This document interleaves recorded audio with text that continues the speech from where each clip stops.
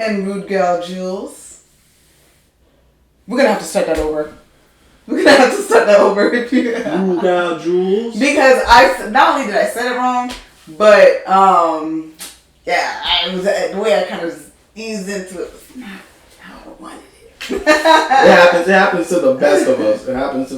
It's okay. It's RJ relates. Gal RJ relates. Jules. Rude Gal Jules. With an H. RHUDEGAL. R-U-H or R-H? Huh? R-U-H or R-H? RHUDEGALJULES. Boom. That is 222TOOLONG long. In 1998, here came the impossible. Lil boy was chosen, his life was not optional. So we tried to search for anything that was logical. He just found a world shockingly irresponsible with people in it that never was held accountable. The world was smoking mirrors, definitely undeniable. Could he overcome it? It likely was astronomical. But if he really could, that boy would be unstoppable. Chosen boy for real, viewing from his perspective. He was gonna kill anybody deceptive. Baby boy so chill, growing into his own, and his mama was so thrilled, the boy finally left home.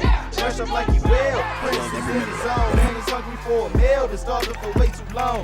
This reality, accepted it gradually. If you're not the coolest, What's good, y'all? I'm Rodney. And I'm Jules. And this is a brand new episode of RJ Relates. Now, like I say before every video, this is a sacred place where we are 100% honest with ourselves and our audience. We talk about topics such as depression, relationships, views, life, music, TV shows, anime, and many more. If y'all like this video at the end, please hit that like button and subscribe. Hit that bell notification. If y'all want us to talk about other topics, you can hit that up in the comments below. Also, reach us on our IGs as well, Rodney_TE. And Rude Gal Jules, RHUDEJUR. I spelled it wrong.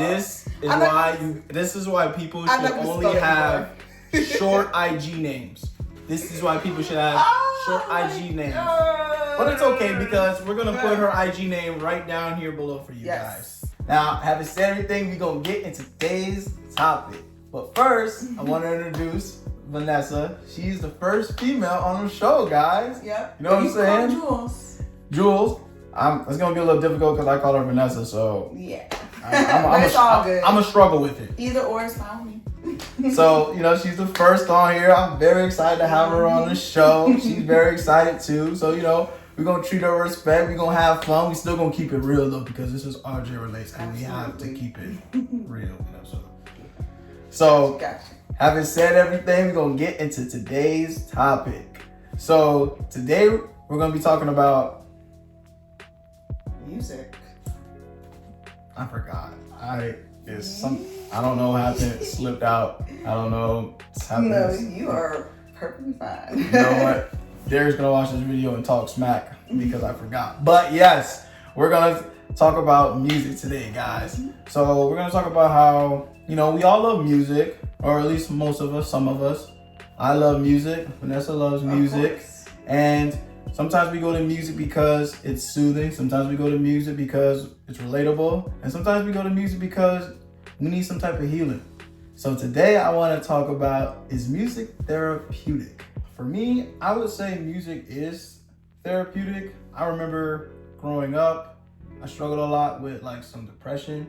And I remember when I would listen to Eminem and Lil Wayne, or mostly Eminem when it comes to this, I was depressed and Eminem would have so many songs talking about depression, and it was relatable. It felt like I had a connection. Whenever I don't know, I would hear his music, it was kind of if I was sad, I hear it, it made me feel a little better. It made me feel I have some type of connection that's not making me feel sad or making me feel depressed, or just making me feel like I'm not alone in a sense. And I would even say with stuff say if you break up with your girl, right? And then you listen to love songs or sad songs. I remember I used to listen to all Neo's songs, So Sick.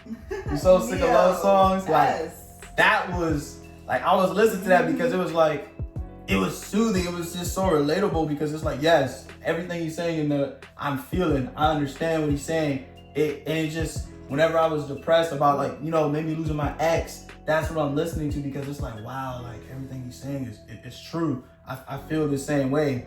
But you got some people like Derek over here talking about, oh, you shouldn't listen to songs like that when you're sad. It only makes you worse. But I don't think so either. I think some people do think like that, but personally, I feel like something like, I don't know, just when you have a connection, it just feels, for me, it feels better. Like you feel like, okay, I'm not the only one that feels this way. Other people feel this way. Other people have gone through this. And when I'm hearing this music, the sensation, the attitude, the language, everything about it just resonates with my soul.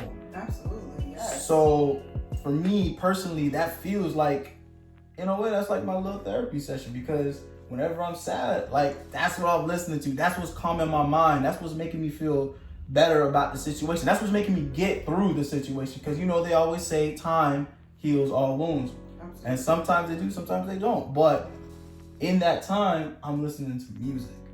Music is what's helping me through that time. And that's for me. So I think music is very, very therapeutic. And I have to agree, actually. I do think music is very therapeutic. I think, especially when we find an artist who can really, really, really tell our story through their music, it could really help with a lot of situations that we go through in our day-to-day lives. Like, I feel like to name a few artists, I mean, like, for me, especially like getting through like a breakup or anything like that, definitely listening to Jasmine Sullivan, breaking the windows off his car type, you know, song, like actually, I mean, not saying that that's something that I would do, but that's something that, like, you know, in your head, in that moment, head, you're feeling like that rage. Yeah, like, I I'm gonna do that. The windows, but for the most part, like a lot of like songs, like for myself, specifically, like Jasmine Sullivan, Solange, like they really get me through, whether it be a breakup or a relationship or just even just self-discovery, because a lot of these female artists that I listen to have a lot of music that deals with themselves, like how they feel as women. And even listening to male artists, sometimes I really like to enjoy records from like Lucky Day, Brent Faiyaz, and you know, some of these artists who really just resonates with you. Yeah, like there's just some artists that really just know how you feeling. Like even though their music is directed to a broad audience, sometimes I feel like, you know, they singing for you. You feel me? So I feel like some of these artists are, or the ones that you resonate with, are the ones that could really help you get through your struggles. Yeah. So I definitely think music is therapeutic. For so you sure, would say absolutely. Solange and you said Jasmine? Jasmine Sullivan. For myself personally, growing up, I listened to a lot of type of music. I really don't have a specific genre I stick with. I kind of just listen to anything. Ooh. Listen to country? Oh, not country though. But I definitely listen to a lot of different genres. Like I'm talking indie, soft rock, R&B is definitely my genre. Well, I would say neo soul, but R&B, neo soul, they kind of are, you know, similar to each other. But I listen to a lot of neo soul, and those artists would be like, again, Jasmine Sullivan, Lucky Day, her, Miguel. I do listen to just, you know, like the chill vibe music. And you know, I got my little R&B, like, you know, some records from like Chris Brown, T-Pain, Sierra. Like that's kind of what I grew up with. Beyonce. I mean, that's kind of the music I kind of grew up with. And I think I started using music as therapy when growing up. Like my mom would always play like Michael Jackson, Whitney Houston, you know, like all these old timers. She just played them around the house, like as she's cooking or as she's cleaning. And then that was just something that I was like, and like you could see her being happy because she would sing along and everything like that. And I was like, oh, okay, like, and it's a vibe too, because her music is a vibe. So it definitely, like, I guess trickled down to me because I started doing the same thing. Like when I'm cleaning up or I can't cook, but if I was cooking, that would be something that I would do. Gotcha. And so and I mean, it definitely helps me get through whatever it is I'm going through, whether it's a long day at work or whether it's a personal struggle. Like it's really something that could help me calm myself and like really like just feel for a moment that I'm not going through this struggle, or that I am going through the struggle. Because sometimes the music, like how you mentioned earlier with Derek saying how he thinks music can make you sadder. I mean, yeah, in some ways it can, depending on who you listen to. Yeah. But in a way, you see that you're not alone because you're listening to someone who feels the same way. Yes. So, you know, sometimes music does make you sad. Like, I definitely could agree with that. But sometimes you need that. Like, sometimes you need to feel not necessarily down, but you need someone to kind of relate to your struggles, so you know that you're not alone, that you know you have somebody who's facing the same struggles that you are. Vanessa just said the synopsis of RJ Relates. Yeah, oh, shout out to Vanessa. But like when I was saying earlier about like when I say country, because I listen to country, you know, you guys might remember that. And yes, I know a lot of people don't listen to country, so you guys can, you know, take that to the wherever you want to take it.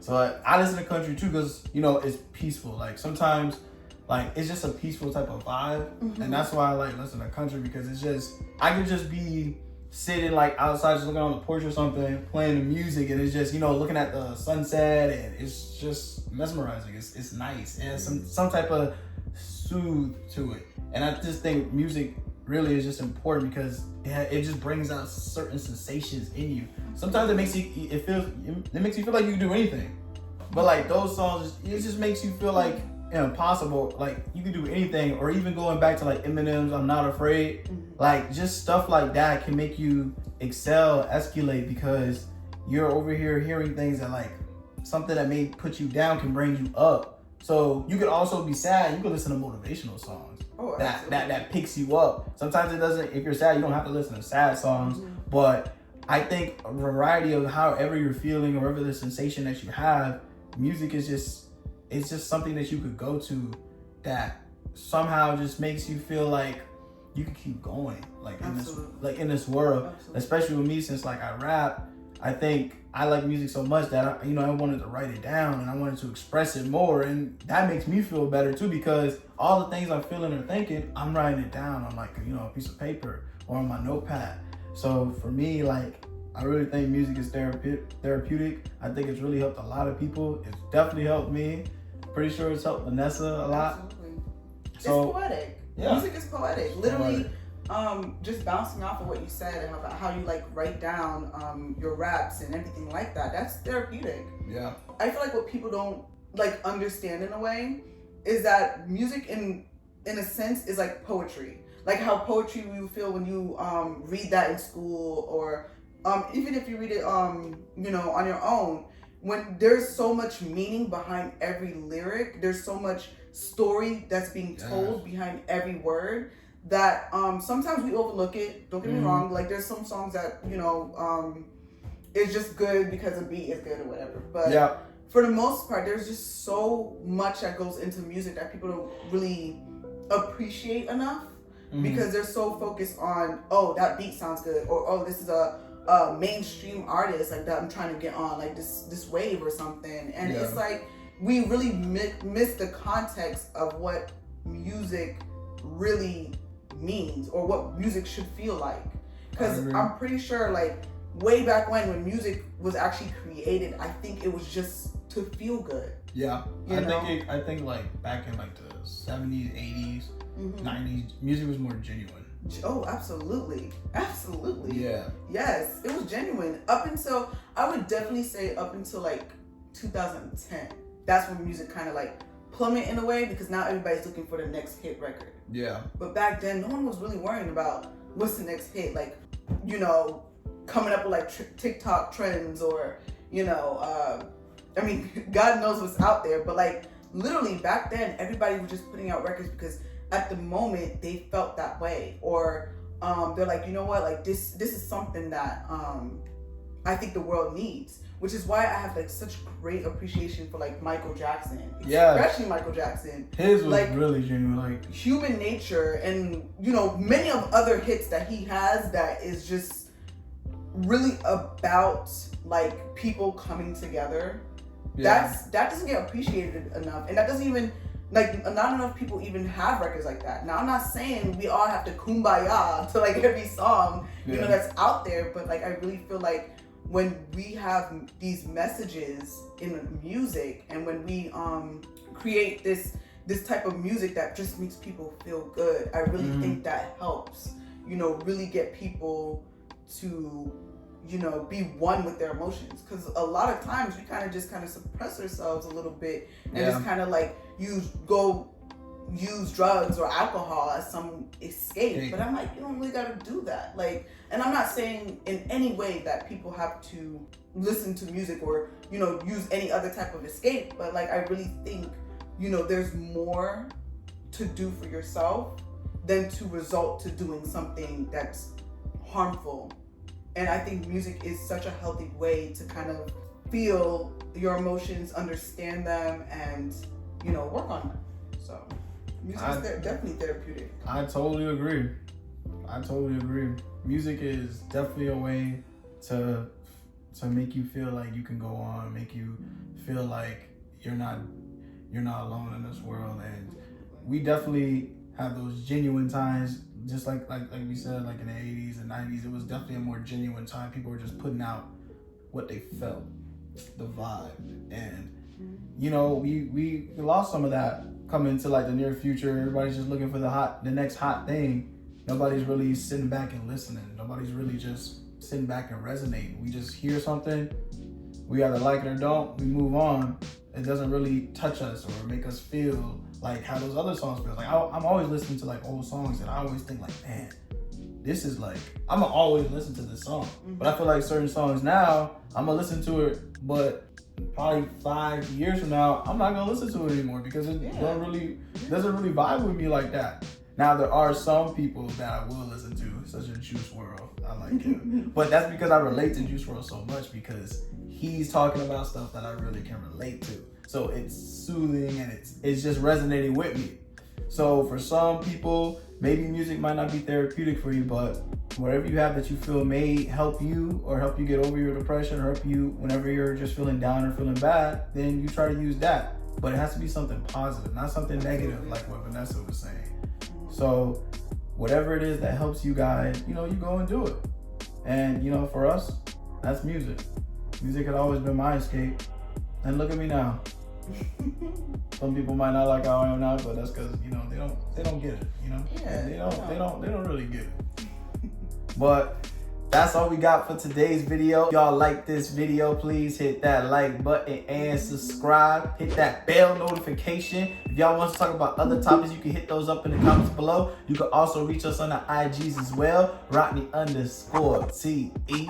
And Rude Gal Jules. She only has highlights, guys. She only has highlights. She doesn't have any posts. Please spare me. She has any posts. You know what? She's better than Shamar. Slightly better than Shamar. Yeah, she got the highlights. Shamar Baldwin_Wilson, something like that. Shamar _Baldwin. Check him out. He has nothing, but she's a little better. RJ Relates. I had to put you out like, I'm sorry, I had to put you out. It's RJ Relates, it's 100% honesty. We don't tell no lies, we pull no punches. First female guest on the show. I'm happy for you. Good stuff, Vanessa. That's what I'm talking about. Oh, wow, that was embarrassing.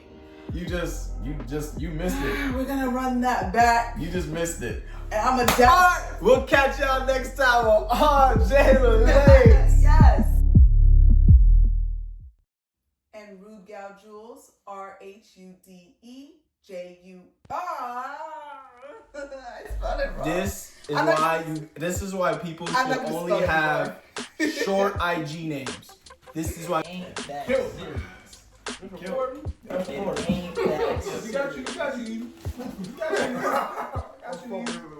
And Rude Gal Jules, RHUDEGALJULE.